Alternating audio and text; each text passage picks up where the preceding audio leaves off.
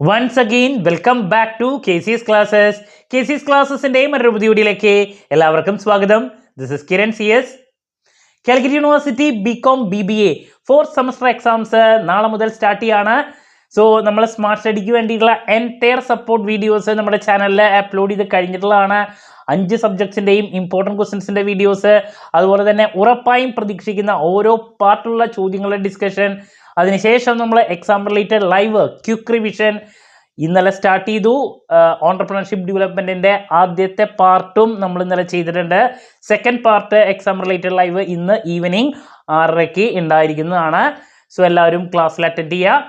So എക്സാമിൻ്റെ തലേ ദിവസം നമ്മൾ എപ്പോഴും ചെയ്യുന്നതാണ് ലാസ്റ്റ് ഡേ എക്സാമിനേഷൻ ടിപ്സ്. ഇപ്പോൾ പഠിച്ചുകൊണ്ടിരിക്കുന്ന കുട്ടികളാണെങ്കിലും പാസ്സാകണമെങ്കിൽ നിങ്ങൾ ഫോക്കസ് ചെയ്യേണ്ട ഏരിയാസ് ഏതൊക്കെയാണ്, നിങ്ങൾക്ക് എങ്ങനെ പാസ്സാകാൻ വേണ്ടിയുള്ള ഒരു എഡ്ജ് ലഭിക്കും, ഇതൊക്കെയാണ് നമ്മൾ ഈ ഒരു വീഡിയോയിൽ ഇൻക്ലൂഡ് ചെയ്തിട്ടുള്ള. വീഡിയോയിലോട്ട് പോണേക്കാൾ മുമ്പ് പറയാനുള്ളത്, നമ്മുടെ സ്ഥാപനം എക്സാം ഓറിയൻറ്റഡ് ആയിട്ട് ഓൺലൈൻ കോച്ചിങ് പ്രൊവൈഡ് ചെയ്യുന്ന സ്ഥാപനമാണ്. ലൈവ് ക്ലാസ് ഗൂഗിൾ മീറ്റിലൂടെ പ്രൊവൈഡ് ചെയ്യുന്നു. വീഡിയോ ക്ലാസ്സിൻ്റെ റെക്കോർഡും ആക്സസ് ചെയ്യാൻ സാധിക്കും. അതുകൊണ്ട് തന്നെ ക്ലാസ് കേട്ട് ഡൗട്ട് ഉള്ളത് എപ്പോൾ വേണമെങ്കിലും ചോദിക്കുകയും ചെയ്യാം. ഇതുവരെയുള്ള നമ്മുടെ റിസൾട്ട്സൊക്കെ സൂപ്പർ റിസൾട്ട്സ് ആണ് കേട്ടോ. നമ്മുടെ പ്രത്യേകത എന്ന് പറയുന്നത് കുറച്ച് സമയം കൊണ്ട് തന്നെ എൻറ്റയർ സബ്ജക്റ്റ് നല്ല രീതിയിൽ പഠിപ്പിച്ച് അവസാനിപ്പിക്കുക എന്നുള്ളതാണ്. സോ 4th സെമസ്റ്ററിലെ QT അതുപോലെ തന്നെ കോസ്റ്റ് അക്കൗണ്ടിങ്, ഈ 2 പ്രോബ്ലം പേപ്പേഴ്സിൻ്റെ ക്ലാസ്സസ് ആണ് അവൈലബിൾ ആവുക. സോ നമ്മുടെ ക്ലാസ്സിൽ ജോയിൻ ചെയ്ത് പഠിച്ച് നല്ല മാർക്ക് മേടിക്കാൻ താല്പര്യമുള്ള കുട്ടികൾക്ക് ഡിസ്ക്രിപ്ഷൻ ബോക്സിലുള്ള എൻ്റെ വാട്സപ്പ് നമ്പറിൽ കോൺടാക്ട് ചെയ്യാം, ക്ലാസ്സസ് ആക്സസ് ചെയ്യാം. 4th കഴിഞ്ഞാൽ 5th ക്ലാസ്സസ് അവൈലബിൾ ആണ്. ഓക്കെ, സോ നമുക്ക് എന്തെങ്കിലും വീഡിയോയിലോട്ട് പോകാം. അപ്പോൾ ഓൺട്രപ്രണർഷിപ്പ് ഡെവലപ്മെൻറ്റ് ഈസി ആയിട്ട് സ്കോർ ചെയ്യാൻ സാധിക്കുന്ന ഒരു സബ്ജക്റ്റാണ് ഓൺട്രപ്രണർഷിപ്പ് ഡെവലപ്മെൻറ്റ്. ഞാൻ എൻ്റെ ഇമ്പോർട്ടൻറ്റ് ക്വസ്റ്റ്യൻസിൻ്റെ വീഡിയോയിലും എക്സാം റിലേറ്റഡ് ലൈവിലും ഒക്കെ പറഞ്ഞൊരു കാര്യമാണ്, നിങ്ങൾക്ക് 2 ചാപ്റ്റേഴ്സ് മിനിമം ഈ ഒരു സബ്ജക്റ്റിൽ ഫോക്കസ് ചെയ്യാൻ സാധിക്കുമെങ്കിൽ ഈസി ആയിട്ട് പാസ്സാക്കാൻ സാധിക്കും. Chapter number 1 and chapter number 5, ഈ 2 ചാപ്റ്റേഴ്സ് പഠിച്ചാൽ തന്നെ നിങ്ങൾക്ക് പാസ്സാകാൻ സാധിക്കും. 100% ഷുറാ. ദെൻ നിങ്ങൾക്കൊരു 60 to 70% പോകണമെങ്കിൽ ആദ്യത്തെ 2 ചാപ്റ്റേഴ്സും ചാപ്റ്റർ നമ്പർ 5 കൂടി പഠിക്കുകയാണെങ്കിൽ 60 to 70% പോകാം.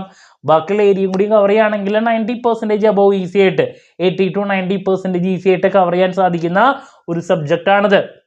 ദെൻ ഡിറക്റ്റ് ചോദ്യങ്ങൾ മാത്രമാണ് നമുക്ക് ഈ ഒരു സബ്ജക്റ്റിൽ വരാറ്. അതുകൊണ്ട് തന്നെ വേറെ ഇഷ്യൂസ് എന്ന് പറയണതില്ല. സോ ലാസ്റ്റ് മൊമെന്റിൽ പഠിക്കുന്ന കുട്ടികൾ എപ്പോഴും ഞാൻ പറയുന്ന പോലെ തന്നെ 2 പാർട്ടിലോട്ട് നിങ്ങളുടെ ഫോക്കസ് പോവുകയാണെങ്കിൽ പുഷ്പം പോലെ പാസ്സാകാൻ സാധിക്കും. Part A and part C. നമുക്കറിയാം പാർട്ട് Aയിൽ നമുക്ക് പാസ്സാകാൻ വേണ്ടത് എത്രയാണ്?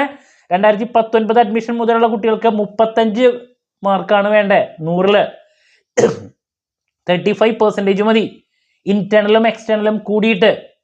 സോ നമുക്ക് ഇന്റേണൽ ഔട്ട് ഓഫ് 20 ഒരു 10 മാർക്ക് MCQയിൽ നിന്ന് എങ്ങനെയെങ്കിലും നമുക്ക് സ്കോർ ചെയ്യാൻ സാധിക്കുമെങ്കിൽ, ദെൻ റെഗുലർ സ്റ്റുഡൻസിനാണെങ്കിൽ ഓൾറെഡി ടീച്ചേഴ്സിൻ്റെ കയ്യിൽ നിന്ന് കിട്ടിയിട്ടുണ്ടായിരിക്കും.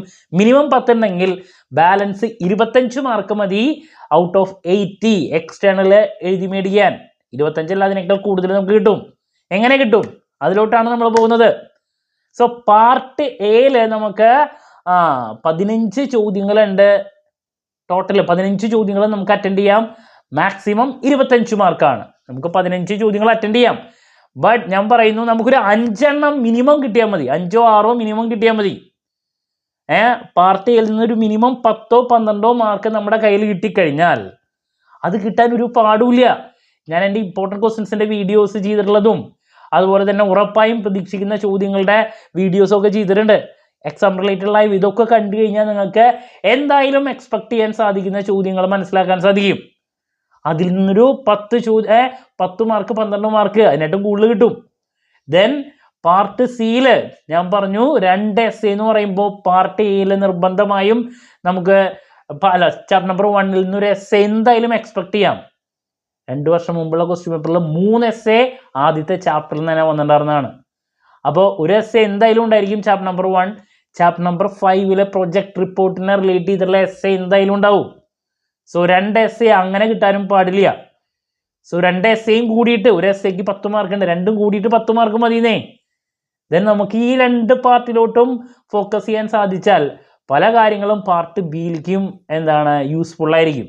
നമുക്കറിയുന്ന പോലെ പാർട്ട് ബിയും കൂടി നമ്മൾ പ്രസൻറ്റ് ചെയ്ത് എല്ലാ ചോദ്യങ്ങളും നല്ല രീതിയിൽ അറ്റൻഡ് ചെയ്ത് ഫുൾ ടൈം എക്സാമുകളിൽ സ്പെൻഡ് ചെയ്താൽ നിങ്ങൾക്ക് പുഷ്പം പോലെ പാസ്സാക്കാൻ പറ്റും. എങ്കിൽ പാർട്ട് എയില് നമ്മൾ എന്തായാലും പ്രതീക്ഷിക്കുന്ന ചോദ്യങ്ങളുണ്ട്. എല്ലാ ക്വസ്റ്റ്യൻ പേപ്പറിലും ഓണ്ടർപ്രണർഷിപ്പ് ഡെവലപ്മെൻറ്റിൽ പാർട്ട് എയിൽ ക്വസ്റ്റ്യൻ പേപ്പർ ഇടുന്നൊരു രീതിയുണ്ട്. അതാണ് ഞാൻ പറയുന്നത്. അപ്പോൾ എല്ലാ പേപ്പറിലും ചാപ്റ്റർ നമ്പർ 1 ഓണ്ടർപ്രണർ ആരാണ്, ഈ ഒരു ചോദ്യം, ഓണ്ടർപ്രണർഷിപ്പ് എന്താണ്, ദെൻ EDP എന്താണ്, അതുപോലെ തന്നെ qualities required for an entrepreneur, then different എന്താണ് അല്ലെങ്കിൽ ക്ലാസിഫിക്കേഷൻ ഓഫ് ഓണ്ടർപ്രണേഴ്സിൽ ഏതെങ്കിലും 1 or 2, ഇപ്പോൾ social entrepreneur, portfolio entrepreneur, Fabian, drone entrepreneur, അതുപോലെ തന്നെ എന്താണ് പ്രൊഫഷണൽ ഓണ്ടർപ്രണർ, ഇങ്ങനെ ഇൻഡ്യൂസ്ഡ് മോട്ടിവേറ്റഡ് ഓണ്ടർപ്രണർ, ഇങ്ങനെ പല ക്ലാസിഫിക്കേഷൻ നമുക്ക് കാണാൻ സാധിക്കും. ഈ ക്ലാസിഫിക്കേഷനിൽ ഏതെങ്കിലും 2 മിനിമം എല്ലാ ക്വസ്റ്റ്യൻ പേപ്പറിലും വരുന്നുണ്ട്. അപ്പോൾ ഫസ്റ്റ് ചാപ്റ്ററിൽ നിന്ന് നമുക്ക് എന്തായാലും ഓണ്ടർപ്രണർഷിപ്പ്, ദെൻ ഓണ്ടർപ്രണർഷിപ്പ് ഡെവലപ്മെൻറ്റിൻ്റെ ഈ പറഞ്ഞ ബേസിക് കാര്യങ്ങൾ, ക്ലാസിഫിക്കേഷൻ ഓഫ് ഓണ്ടർപ്രണേഴ്സിലെ ഏതെങ്കിലും 2 ഇതില്ലാത്ത ക്വസ്റ്റ്യൻ പേപ്പേഴ്സ് ഇല്ല. ഇങ്ങനെ ആദ്യത്തെ ചാപ്റ്ററിൽ നിന്ന് നമുക്കൊരു 3-4 ചോദ്യങ്ങൾ മസ്റ്റായിട്ട് എക്സ്പെക്ട് ചെയ്യാം.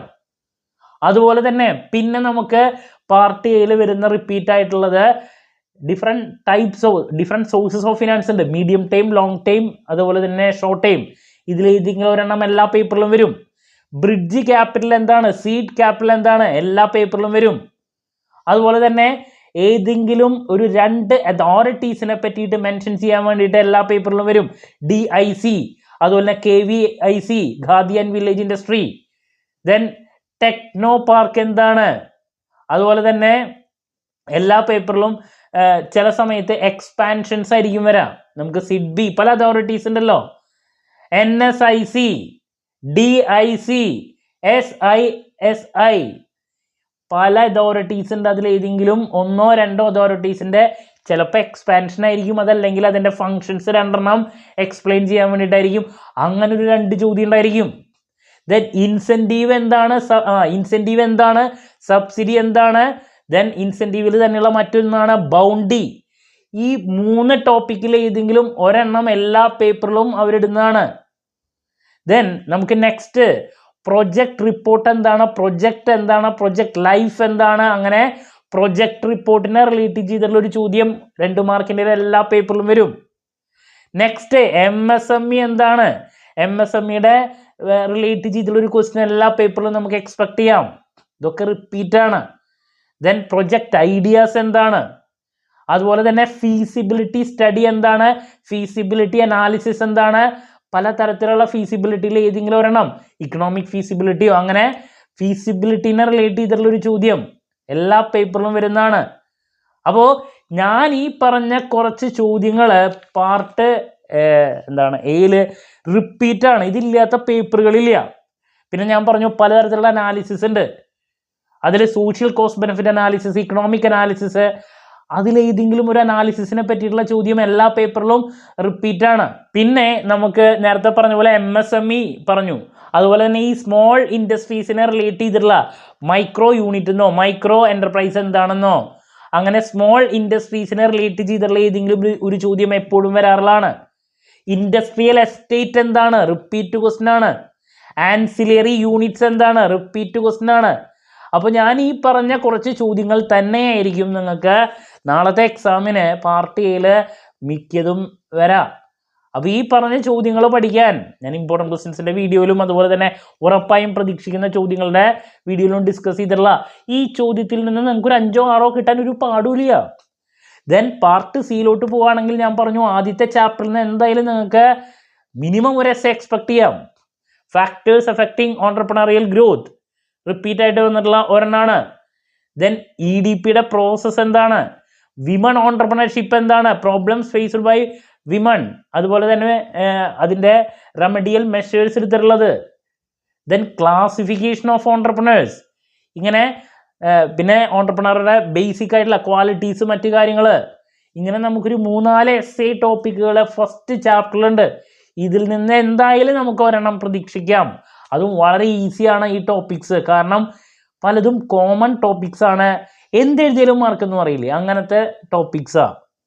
അപ്പോൾ ഇതാണ് പാർട്ട് സിയിലെ SI ചോദ്യം നമ്മൾ പ്രതീക്ഷിക്കുന്ന ആദ്യത്തെ ഒന്ന്. പിന്നെ ലാസ്റ്റ് ചാപ്റ്ററിൽ നിന്ന് പ്രൊജക്ട് റിപ്പോർട്ട് എന്താണ്, പ്രൊജക്ട് റിപ്പോർട്ടിന്റെ ഫോമാറ്റ്, കണ്ടൻസ്, അങ്ങനത്തെ ഒരു essay എന്തായാലും പ്രതീക്ഷിക്കാം. ഇങ്ങനെ 2 essay മിനിമം നമുക്ക് എക്സ്പെക്ട് ചെയ്യാൻ സാധിക്കുന്നത് ഇത് രണ്ടുമാണ്. പിന്നെ നമുക്ക് മറ്റ് മൊഡ്യൂൾസിലോട്ട് പോവുകയാണെങ്കിൽ സിക്ക് ഇൻഡസ്ട്രിയൽ യൂണിറ്റ് എന്താണ്, സിക്ക് ഇൻഡസ്ട്രിയൽ യൂണിറ്റിന്റെ എന്താണ് പ്രോബ്ലംസ്, അത് ഓവർകം ചെയ്യാൻ വേണ്ടിയിട്ടുള്ള റെമഡിയൽ മെഷേഴ്സ്, അതൊരു 2 വർഷത്തെ പേപ്പറിൽ വന്നിട്ടുണ്ട്. പിന്നെ setting up of an industrial യൂണിറ്റിനെ പറ്റിയിട്ട് എക്സ്പ്ലെയിൻ ചെയ്യാൻ വേണ്ടിയിട്ട് വന്നിട്ടുണ്ട്. പിന്നെ DIC ഒരു പ്രാവശ്യം ഈ പറഞ്ഞ അതോറിറ്റീനെ പറ്റിയിട്ട് ഒരൊറ്റ പ്രാവശ്യം വന്നിട്ടുള്ളൂ. അപ്പോൾ മോസ്റ്റ്ലി നമ്മൾ പ്രതീക്ഷിക്കുന്നത് ആദ്യത്തെ ചാപ്റ്റർ, ലാസ്റ്റ് ചാപ്റ്റർ, പിന്നെ സിക്ക് industrial unit, setting up of business എന്താണ് യൂണിറ്റ് എങ്ങനെയാണ്, അങ്ങനത്തെ കുറച്ച് ചോദ്യങ്ങളൊക്കെയാണ് നമ്മൾ ഏറ്റവും കൂടുതൽ റിപ്പീറ്റ് ആയിട്ട് SIക്ക് കണ്ടിട്ടുള്ളത്. സോ ഫസ്റ്റ് ചാപ്റ്ററും ലാസ്റ്റ് ചാപ്റ്ററും പഠിച്ചാൽ തന്നെ 2 essay അങ്ങനെ കിട്ടി. ഇനി അപ്പോൾ ഇത് രണ്ടും ഫോക്കസ് ചെയ്താൽ മതി, നമ്മൾ ലാസ്റ്റ് നല്ല പഠിക്കുന്ന കുട്ടികൾ പാസ്സായി. ഇനി ഹൈ മാർക്സിലോട്ട് പോകണമെങ്കിൽ പാർട്ട് ബിയിൽ എന്തായാലും നമുക്ക് ഫസ്റ്റ് ചാപ്റ്ററിൽ നിന്ന് 2 or 3 ചോദ്യങ്ങൾ 5 മാർക്കിൻ്റെ പ്രതീക്ഷിക്കാം. ഓണ്ടർപ്രണറുടെ അല്ലെങ്കിൽ ഇതിൻ്റെ ബേസിക് ക്യാരക്ടറിസ്റ്റിക്സ്, ബേസിക്സ് ആണ്. EDP എന്താണ്, EDPയുടെ പ്രോസസ്സ് എന്താണ്, നേരത്തെ പറഞ്ഞ ചോദ്യങ്ങൾ, ഓണ്ടർപ്രണറും ഇൻട്രാപ്രണറും തമ്മിലുള്ള difference, then barriers to entrepreneurship, നേരത്തെ പറഞ്ഞ ക്വാളിറ്റീസ് തന്നെ നമുക്കിവിടെ 5 മാർക്കിൻ്റെ വരാറുണ്ട്. ഓണ്ടർപ്രണറും ഇൻട്രാപ്രണറും തമ്മിലുള്ള ഡിഫറൻസ് ഒരു 2 വർഷത്തെ ക്വസ്റ്റ്യൻ പേപ്പറിൽ വന്നിട്ടുണ്ട്. ഇൻസെൻറ്റീവ്സ്, സബ്സിഡി, ഇതൊക്കെ 5 മാർക്കിൻ്റെ വരും. ഇൻഡസ്ട്രിയൽ എസ്റ്റേറ്റിനെ പറ്റിയിട്ട്, അതുപോലെ തന്നെ പല അതോറിറ്റീസ് ഉണ്ട്, അതിലേതെങ്കിലും ഒരു അതോറിറ്റിയുടെ ഫങ്ഷൻസ് എക്സ്പ്ലെയിൻ ചെയ്യാൻ വേണ്ടിയിട്ട് നമുക്ക് എന്തായാലും ചോദ്യം എക്സ്പെക്ട് ചെയ്യാം. Techno park, single window system, അങ്ങനത്തെ ഉള്ള ചോദ്യങ്ങൾ, അതിനെപ്പറ്റിയുള്ള അതിൻ്റെ ഫങ്ഷൻസും മറ്റു കാര്യങ്ങളും ഈ പറഞ്ഞ 5 മാർക്കിൻ്റെ റിപ്പീറ്റ് ആയിട്ട് കാണാറുള്ളതാണ്. ഈ ഫീസിബിലിറ്റി സ്റ്റഡി എന്താണ്, അതുപോലെ തന്നെ പ്രൊജക്ട് റിപ്പോർട്ടിൻ്റെ ഇമ്പോർട്ടൻസ്, MSMEനെ പറ്റിയിട്ടുള്ള കാര്യങ്ങൾ, അതിൻ്റെ റിലവൻസ്, ഇതൊക്കെ നമുക്ക് 5 മാർക്കിൻ്റെ റിപ്പീറ്റ് ആയിട്ട് കാണാറുള്ളതാണ്. ഞാൻ ഓൾറെഡി വീഡിയോ ചെയ്തിട്ടുള്ളതുകൊണ്ട് തന്നെ അത് വീണ്ടും പറയുന്നില്ല. എന്ന് പറഞ്ഞാൽ ലാസ്റ്റ് മൊമെന്റിൽ പഠിക്കുന്ന കുട്ടികൾക്ക് ഈ 2 പാർട്ട് എയും സിയും ഫോക്കസ് ചെയ്താൽ തന്നെ ഈസി ആയിട്ട് നമുക്ക് ഈ പറഞ്ഞ പാസ് മാർക്ക് അല്ല അതിനായിട്ടും കൂടുതലെത്താൻ സാധിക്കും. ഹൈ സ്കോറിലോട്ട് പോകണമെങ്കിൽ ഞാൻ ഓൾറെഡി ചെയ്തിട്ടുള്ള എല്ലാ വീഡിയോസും കണ്ടു കഴിഞ്ഞാൽ ഏതൊക്കെ ചോദ്യങ്ങളാണ് റിപ്പീറ്റ് ആയിട്ട് വരാമെന്നുള്ളത് മനസ്സിലാക്കാൻ സാധിക്കും. അതിൽ നിന്ന് തന്നെ നമുക്ക് 90% എത്താൻ സാധിക്കുന്നതാണ്. അപ്പോൾ എല്ലാ ടൈപ്പിലുള്ള കുട്ടികൾ, ഇപ്പോൾ ലാസ്റ്റ് മൊമെന്റിൽ പഠിക്കുന്ന കുട്ടികൾ ഫോക്കസ് ചെയ്യേണ്ട കാര്യങ്ങൾ പറഞ്ഞു. ഹൈ സ്കൂളിലോട്ട് പോകണമെങ്കിൽ എങ്ങനെയൊക്കെ ഫോക്കസ് ചെയ്യണം എന്നുള്ളത് ഞാൻ ഇതിനേക്കാൾ മുമ്പുള്ള വീഡിയോയിലും പറഞ്ഞിട്ടുണ്ട്. ഓക്കെ, ഇനി നമ്മൾ ഇന്ന് എക്സാം റിലേറ്റഡ് ലൈവിൻ്റെ പാർട്ട് 2 2 ചാപ്റ്ററാണ് നമ്മൾ ഇന്നലെ ഡിസ്കസ് ചെയ്ത. ബാക്കി 3 ചാപ്റ്റേഴ്സ് ഇന്ന് 6:30 നമ്മൾ ലൈവ് ഉണ്ടായിരിക്കും, അതിന് അറ്റൻഡ് ചെയ്യുക. എല്ലാവരും നല്ല രീതിയിൽ എക്സാം അറ്റൻഡ് ചെയ്യുക. മോർണിംഗ് ആണ് എക്സാം വരുന്നത്. നാളെ എക്സാമിന് ശേഷം എക്സാം റിവ്യൂ ആയിട്ട് വീണ്ടും കാണാമെന്നുള്ള പ്രതീക്ഷയോടെ നിർത്തുന്നു. This is Kiran CS signing off. Have a nice day. Thank you and all the very best, my dear students.